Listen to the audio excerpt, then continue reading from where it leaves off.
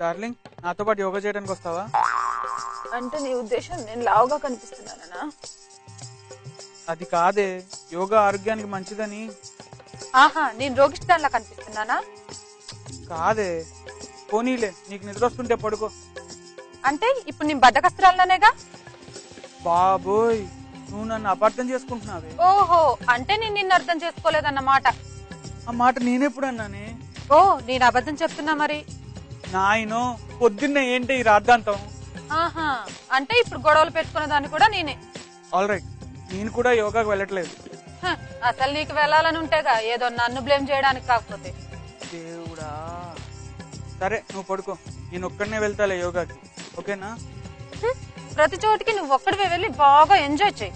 తల్లి, ఇక నాకు ఓపిక లేదు. చూసావా ఎంత స్వార్థం? ఎప్పుడు నీ గురించి ఆలోచించుకో, నా ఆరోగ్యం గురించి అస్సలు పట్టించుకోకు.